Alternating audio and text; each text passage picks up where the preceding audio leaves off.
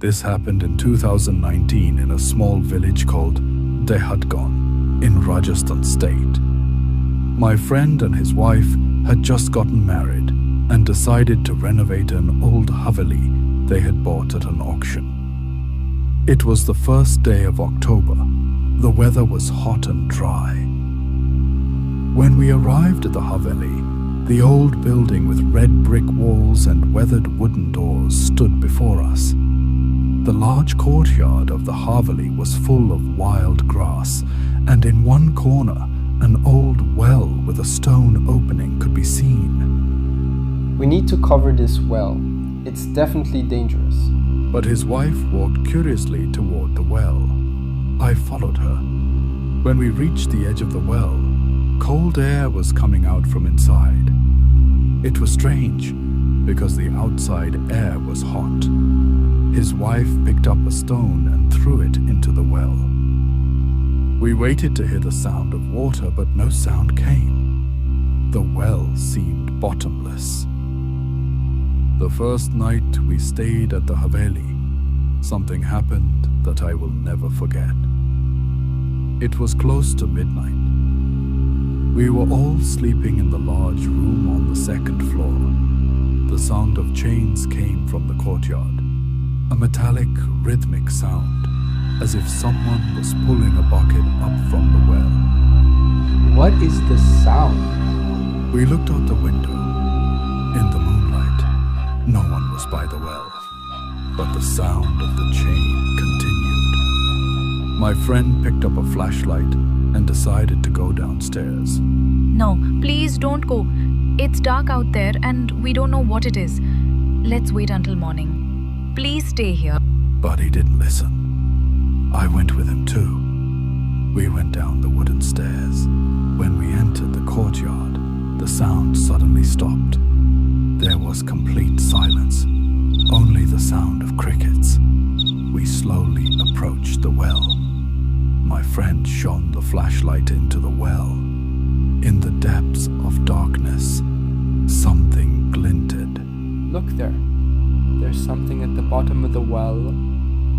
Something white is shining. I don't know what it is, but there's definitely something down there.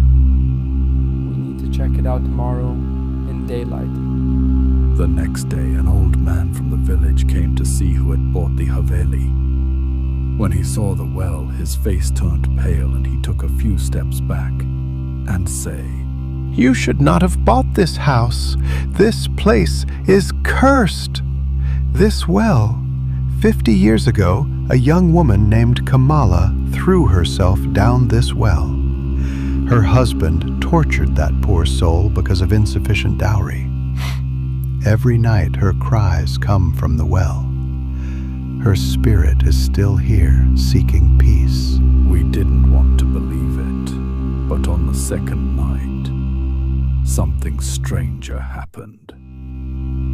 My friend's wife was walking in the courtyard when she suddenly started walking toward the well.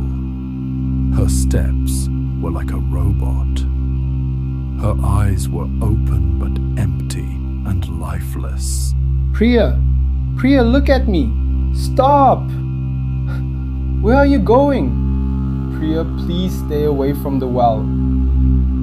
Priya! But she couldn't hear. It was as if she was in a trance.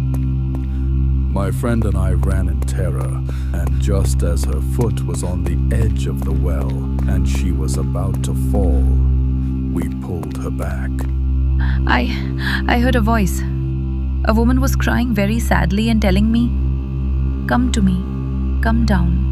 I'm so lonely. Please don't leave me alone." That voice was so sad that I couldn't resist. That same night, we hurriedly brought a pandit from the village. When he heard the story, he immediately began the puja ceremony around the well. He lit incense sticks, placed small oil lamps, and chanted sacred. "This spirit is trapped in pain and suffering. She will not be released unless she sees justice and feels that she has been seen. You must respect her. Keep her memory alive. Show her that she has not been forgotten. Only this way can she find peace.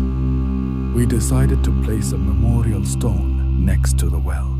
We wrote Kamala's name and a prayer for her on it. We also gave some money to her family who still lived in the village, so they would know she had not been forgotten. From that night, the sound stopped. We covered the well with strong stones and built a beautiful garden on top of it with jasmine and marigold flowers. But every year, on the first autumn moonlit night, the soft sound of chains still comes. Not scary, but like a gentle reminder.